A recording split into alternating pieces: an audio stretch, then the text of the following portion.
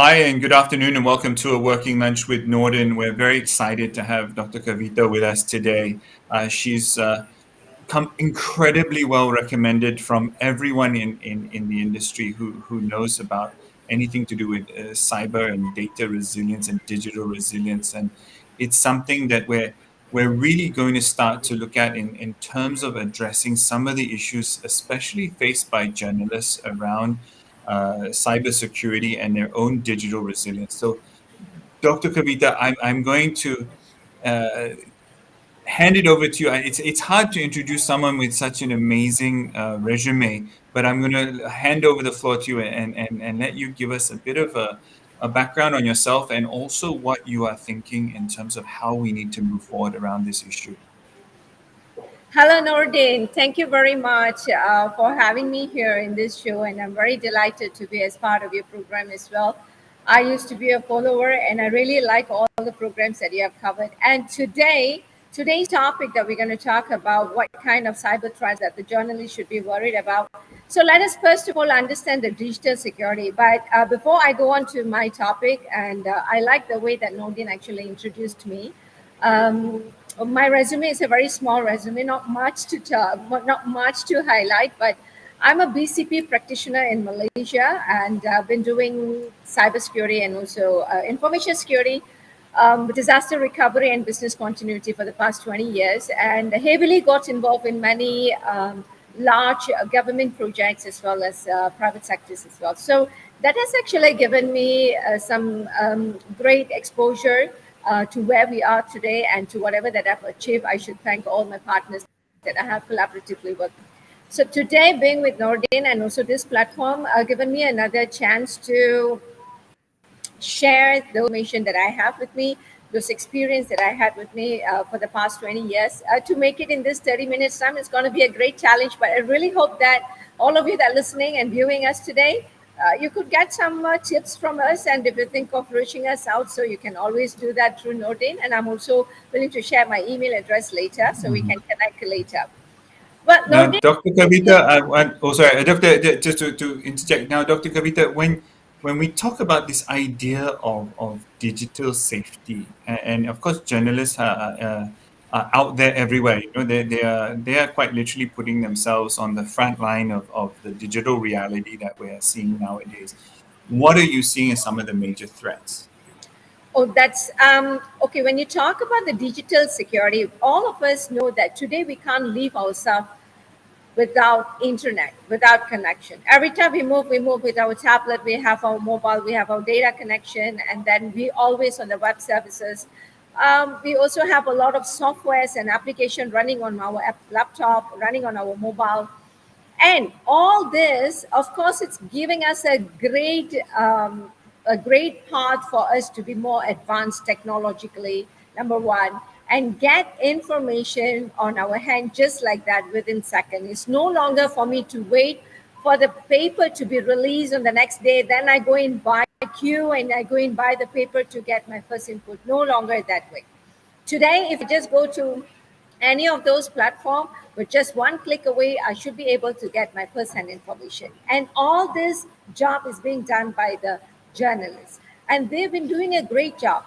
But for us to applaud the great job that they are doing right now, actually they are putting themselves in the greatest threats, which emerging from one era to another era. The kind of cyber threats that we are talking today are the one that actually exposing these journalists physically as well, logically as well, right? So those unauthorized access or damage by cost of a certain disruption to the information that they are having, steal of information, and some technology assets as well being stolen through a computer network or some sort of intellectual property of any sort of sensitive data that being kept by certain people, and you have somehow rather people access to it, unauthorized access. So these are some of the emerging threats. To go a little detail about it, Nordin, Hmm. we also Yeah. heard about corporate espionage, if you know that. This is a very interesting area that people just think that it doesn't happen, but it's really a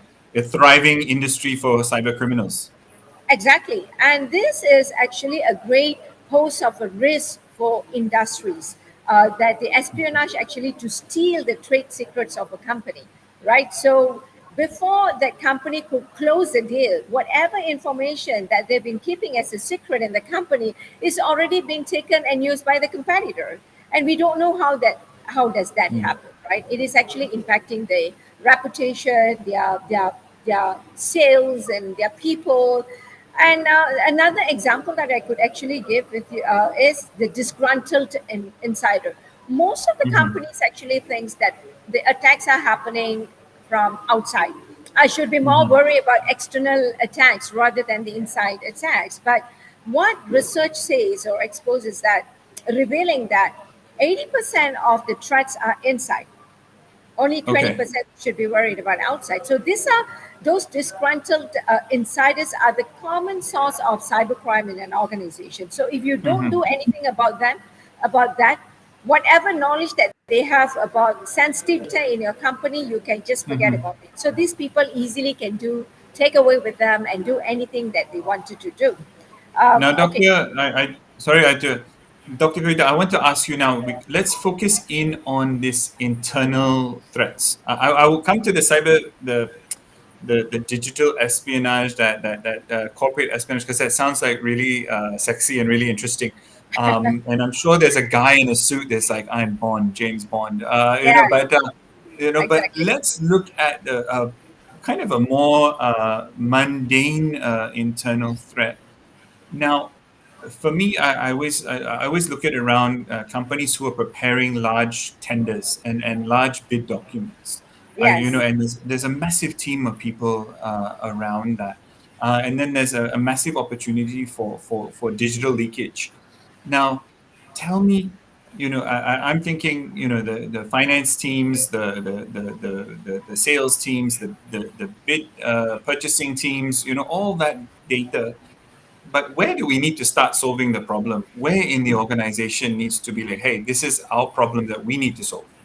I really like this question, Nordin, because everybody think, hey, let's focus at IT. They are Mm-hmm. entirely responsible to protect our data, our informations.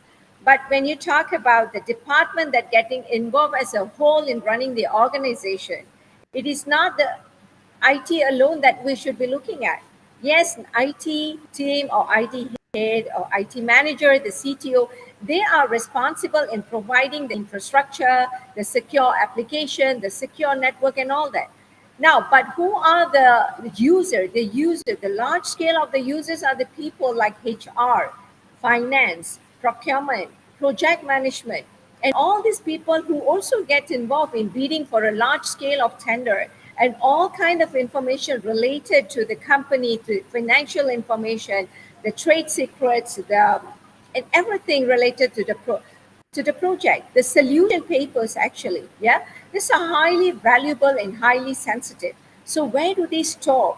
Storing is one thing. IT can tell, I give you a secure storing. This is how you store. This is how you access. This is how you protect. They have given you all that. But the mistake happen or the error starts from the users themselves. Accidentally, some sort of actions that they have committed themselves could actually lead to a big loss of data, leakage of information in the organization. I'll give you another example. When you're bidding for Mm-hmm. tender, you always work with third party, right? And where do we impose the security policy for the third party?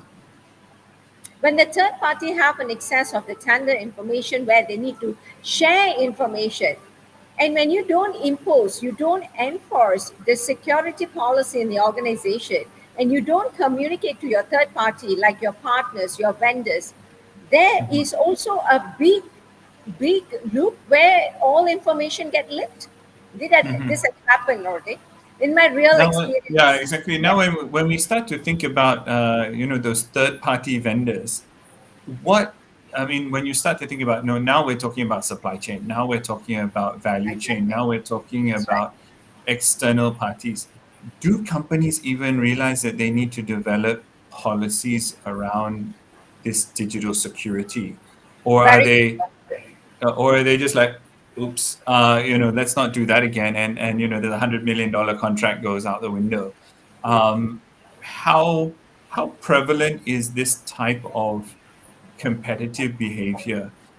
You know, in my mind, everyone is so nicely well behaved. Everyone loves each other. It's just fair competition out there. But what happens if there's a foreign company or a foreign entity says, "Oh, let's go and break into a market." Whether it's breaking into the Malaysian market, is it that, or is it even internally Malaysia has internal threats? What's your analysis of the situation? My analysis on this, we don't have to wait. What is the those international hacktivists is thinking about reaching into your system and collecting your data, stealing it. But the threat is actually internally in Malaysia, in the company itself.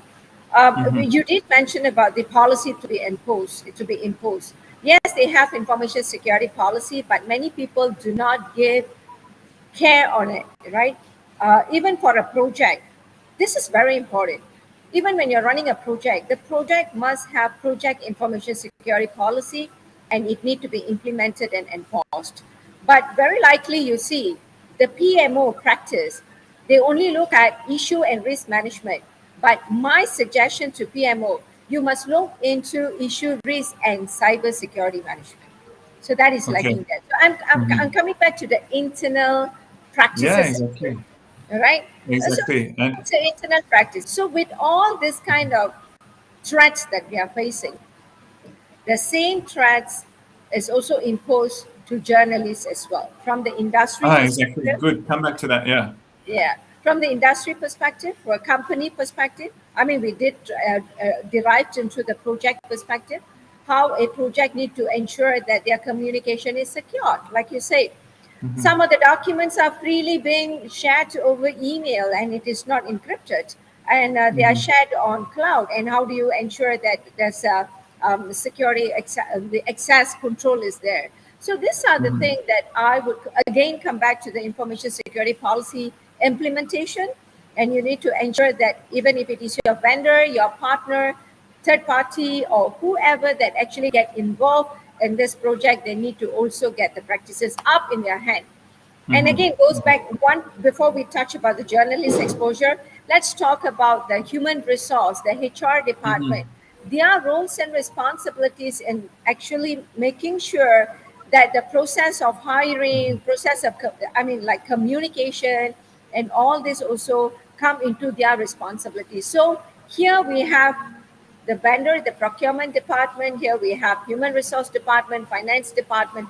All these people are equally responsible in ensuring the data in the company is protected and the security practices are implemented as well, Hmm. Hmm. right? So I've So, got an interesting topic, Nordin. mhm. Maybe we should talk Yeah. about this in No, a no, we get distracted all the time.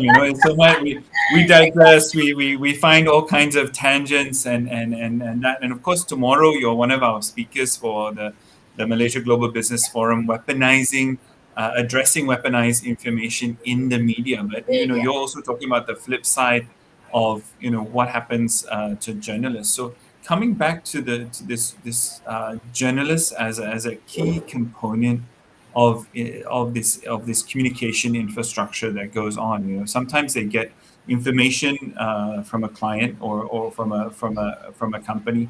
Company. It could be a crisis situation. It could just be a normal business as usual story. But you start to realize now that actually this is a key component of the threat matrix in that sense. So what do journalists need to now do in terms of their own cybersecurity? Is like what Effa has said. And I also want to say hi to V and Shamala, who are joining us for the show. Always great to have you girls here, ladies here.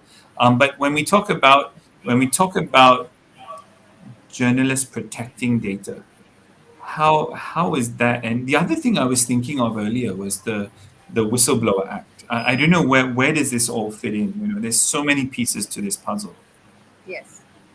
Right. Okay. So we talk about the journalists, what they need to be aware of when it comes to risk and vulnerabilities that comes with any application that they download, any program that they are into, and any devices that they use, and they need to take a step ahead to mitigate the risk of breaches that could happen to them. So they need to also understand the type of threats which we talked about earlier. There are also threats such as phishing, malware, ransomware. These are the threats they need to first understand. Once they understand that kind of threats and what these threats could actually bring to them. See, now we're Mhm. talking about the technological advancement, which actually opens new avenues of threats. And the journalists have to keep themselves abreast with all this Mhm. technology advancement because um, what happens, some of the journalists have media partners, friends, and all that. They also frequently disregard their sense of insecurity, even when they feel unsafe in public or even in cyberspace. I'll give you one good example. Mhm. One of the anchor of a program in Malaysia, I just received a call early morning where he was one of the victim of a He or scam. she? He or He, she? it's a Okay. victim of a scam, right? Right. Almost lose his information to a scammer. So that is very Mhm. scary, right? And so this actually gives some sort of psychological effect to that anchor. So it's very Yeah, sure. sad. If you really look at this kind of a things, when they don't know that kind of threats, they don't know how safe are there in the cyberspace, and they go on their living as normal, sharing of Mhm. information, browsing, downloading, saving their informations and data and the sources, right?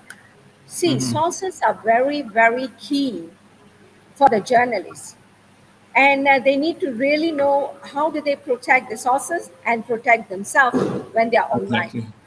Exactly. So there are few best practices that they can actually follow, and in Mhm. order for them to make sure that they are at a secure passage, I would say secure passage.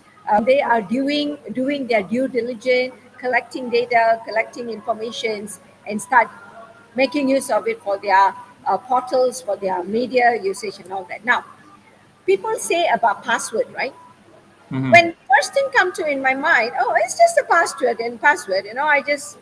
I have a mixture of my date of birth and maybe my car plate number or my favorite pad.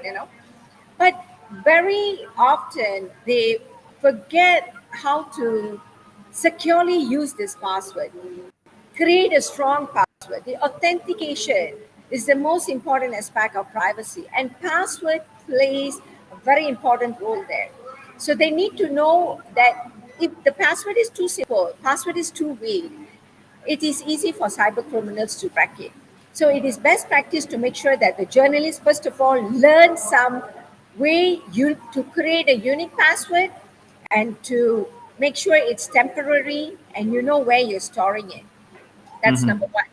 Number two is another interesting thing where they do um, browsing. So I call this I'm sure many people know about this onion router, the Tor they call it. It is actually to keep your browsing activities anonymous. So if any journalists would like to learn more about it, they can always get connected with us. I've got, we can connect them with the technical experts who can actually help them to ensure that their browsing uh, activities are safe and anonymous. That's very important for the writers, I think, for the bloggers, or Mhm. for the journalists. So this allow the lack of traceability allow illegal activities, to protect whatever information that they have, especially when they're sharing it or exchanging this information of the sources or their clients. So this actually to keep them safely and anonymous, right? So they can use Mhm. that kind of browsing. The other thing, of course, is VPN, but it is advisable for journalists not to browse through their Wi-Fi, their, at a coffee stall and even at Starbucks. It may not be secure. Mhm. So use a Yep. VPN. VPN is actually a secure channel to protect the users, from so for certain restriction, and they should Mhm. be actually using VPN. But in Hong Kong, I just heard this, Nordin, would like Uh-huh. to share with you. Sure. All journalists are required to go through, or rather, they are very well exposed on cyber safety. Can you imagine that? Mhm. And in China, literally from a graduate who wants to become a journalist or who involved in mass comm, they are already trained with cyber safety program. So they know how to communicate securely, how to Mhm. protect their mobile, how to protect their devices, how to have a simple virus installation, antivirus installation in their devices to protect their email communication and all this stuff. So it's already in their fingertips. So when they become a journalist, first thing that come to their mindset, I need to save myself digitally, Mhm. save my sources digitally, and ensure that all my digital passage is secure. Mhm. That the first thing that come into their mind, because the information, the data they are gathering is very sensitive, that they are sharing is extremely sensitive, right? So this Exactly. could actually lead themselves into a life threatening situation. It had happened. Mhm. Many journalists has lost their life because of the kind of writings that they are taking a challenge to expose to the public. So Mm. these are some of the tips how a journalist can actually protect themselves online, right? Yeah, and I think there's some countries, some jurisdictions, and some stories are going to put you on a higher risk group in Risk. terms of threats. And I think journalists, I think this is one area that I think, the I know Malaysia is developing a media council, and this is one area that, that journalists need to be empowered with that knowledge. And I think this is one thing that maybe tomorrow also with Datuk Rocky as one of our panelists, I think you should, chew his ear off and say, look, this is the biggest threat to you guys right now. Yes, Get involved in this, and of course he's very well versed in a lot of things. So, but I want to come back now to the James Bond question. sure. The corporate espionage now. Espionage. Espionage. Now, when we talk about this, what do CEOs need to know? What do board members need to know? Are they even, is this even on their radar at the moment? I mean, for me, we do a lot of crisis management, so we often see the post-crisis effects of when corporate espionage takes place. But what can a CEO do to prepare himself and his team to deal with aggressive corporate espionage? And when do you know it's happening? How do you even know, or I've got like 28 different questions here, Dr. Kavita. I apologize, but it's such an amazing topic. Exactly. But in that sense, what's the first step a CEO should take? Right. I think one important thing that all C-suites must bear in their mind, be mindful on not just ever-growing number of vulnerabilities, but also the cybersecurity threats that can actually give a big impact to their company. Now, I'll come back to the governance to talk about this. I want to talk about governance here. So they do have risk management department in their organization. So when you perform a risk management, do your cyber risk analysis, and then at the same time you also do people risk. So when you do a people risk, I think when you asked me this question, right? How do I even know there's a spy in my company? It's a very tough question, right? There could be some technological advancement could actually help us to identify if there is even a corporate espionage in our company. But I think it should go back to the enforcement of governance and security compliance in the company, right? Do Mhm. a risk assessment to not only to the technology, right? You do need to do that for the people that you have, for the processes that you have in place, so that you can prevent. You can't like eliminate this completely, but you can reduce, if anything were to happen, you can reduce the impact, at least to a certain extent. So when you already know that's why your whistleblower act all will come into the place, and then we need to have again come back to the governance enforcement, the compliance enforcement. You must have your HR, you must have your legal department, you must have together with the CEO to sit in together and to come up with the compliance and enforce it to the employee. Corporate espionage is very difficult to identify, to even you have suspicious faces moving around in the company. But let's go back to the hiring process a little bit before a step back. When you are being hired for a very high level or high position, uh, normally high position we know, okay, this person is having a professional track record and very good and this and that. So very least that you could actually have them being suspect of anything. But if you look at certain position, like even a van driver, right, a dispatch, we don't know what these people are up to. And normally the vetting does not happen for this kind of position. Usually what the HR impose, oh, I do vetting only for high level position, or rather high scale of salary and all that. But we must also do to, even if you think that person, even a driver, office boy, these are the people also have access to certain information of our company. So why don't you do the vetting for these people as well? And those people who Mhm. involve in projects, they are also need to be vetted, because the kind of information that you are sharing, we don't know, they are being sent by a competitor, right? Yeah. Nowadays, you don't have a military that holding a Herf gun in front of your company. I'm going to protect this company. I'm having a gun. I'm not going to allow any unauthorized access. It's not like that. So we don't know. Even the spy could be a digital spy, not Mhm. physically having appearing in the company, right? Another interesting thing, Nordin, we also have to think about these dumpster divers. Some people Mm. who actually pretend themselves to be a cleaner. All right, today Yeah. you have this cleaner A. After 1 week, she didn't come to work. And then she's Mm. being replaced with cleaner B. And we thought, oh, okay, it's a genuine cleaner. She's wearing the uniform and she's okay. She's doing her work. Who Yeah. knows that she's actually collecting all those rubbish that has been disposed in Yeah. the bin, and those information that was not, that was not Sanitize properly. Yeah. sanitized properly and being disposed in the bin. She collects everything. Even after you shred it, there is a technology for you to actually gather Yeah. back This. those pieces and read the informations, right? Yeah. So Exactly. nobody cares about those cleaner services. They are third Yeah. party, all right? There are also some internal insider who pay this cleaner, hey, bring me this information from that dustbin. I'll see you outside at the back. Oh, lovely. Right? So let's look at many angle of how a CEO need to see this as the biggest risk in this organization. First, I would say do a risk analysis and Mm-hmm. assessment, not only from technology perspective, because every time when they do a cyber risk assessment, they everything they got to point back to the CTO or the CIO. No, Yeah. you got to take a little step back and look at the people perspective, right? I I think also this have holistic. yeah. Yeah.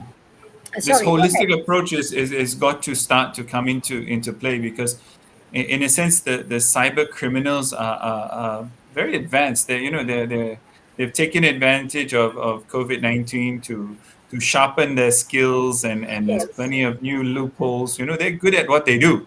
exactly. They're professional criminals. They're not part-timers. So there's a very interesting question here from Farid.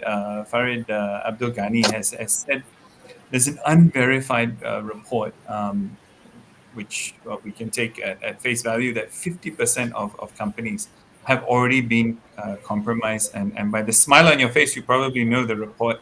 But what do you think in terms of should we be worried about that broad number, or as a CEO should just like look fix this problem? What do you think? Okay, so first of all, talking about this, 50% of companies in Malaysia is already compromised. Uh, it's okay. The numbers can be more, and and depend the kind of compromisation that they have faced, the kind of attack, right? There are different type of attacks, and it's happening every day. Though the people are actually coming in with a solution today, and tomorrow there's a new attack. When I patch that attack, when I fix that problem, there's always a new problem. But now, how is this being communicated to the CEO? Is our what about those people who is handling this? The involvement of a CEO must happen from the beginning itself. The CEO need to also know, hey, what is it in my information security policy? Can you educate me? I mean, Nordin, I'm giving you back this question. In Hmm. crisis management, can we do crisis management without the involvement of the C-suites? Impossible. Never. It's impossible. Yeah. So why not the CEO get himself involved from the beginning itself? the CEO himself need to be aware of the cyber threats and need to be Mhm. digitally safe. Yes. Let's begin from there first, yeah, and then the CEO need to pay attention for all the incident that has been happening. When you do a damage assessment, if it is a cyber incident, go and report to your CEO and tell him that these are the weaknesses. This one way actually to gain their trust, to get their approval for us to enhance and put in more better multiple level of security in our infra, in our Mhm. application and whatnot. At the same time, please train your people to become more cyber safe. Mhm. One of the things I was, of course, I just noticed Muru is joining. Great to have Muru here as well. And now, one of the things that I often get, that I see we deal with a lot of different things, is the head of IT or the CISOs trying to protect their position in a sense that, oh, well, we did this, but then there was that. For me, I think there's a safe place that they need to be with the CEO. That, look, this thing happened. Now is not the time to go on a witch hunt. Now is the time to solve the problem. I think I think this is one area that I'm interested to kind of like educate CEOs on, and board members. It's like, okay, you should either be fired or resign. That kind of approach, not midst of a crisis. But um, the other thing that we've noticed is and this is why we're talking about it tomorrow in the forum, is a lot of these incidents find their way into the media. A cyber incident will occur, or a crisis will occur. Sometimes a crisis occurs, you don't realize it was is precipitated by a cyber incident, or made worse by this flow of unauthorized information, let's call it. And then people don't people don't get to the point that they realize that, hey, this is going to impact your reputation, this is going to impact your share price if you're a public listed company. What is your experience with that, and going to your business continuity experience? What are you seeing there in the Malaysian context? From Malaysia context, I mean, the involvement of the CEO in managing the cyber incident. Is that what you're saying, Nordin? If I get you Yeah, right? exactly. And also when it has a direct impact on a share price, for example. Do CEOs, are they tracking cyber incident, media incident, share price, and putting it all in on one dashboard and say, oh, look, that's your real picture. Exactly. Nordin, I just love you so much for this. Thank you. Thank you. It's when all I about do teamwork. when I do business impact analysis for company to be, to be more, to understand what kind of impact it actually gives you when certain incident happen. One of the major incident that we always rating it as a high risk is the cyber incident.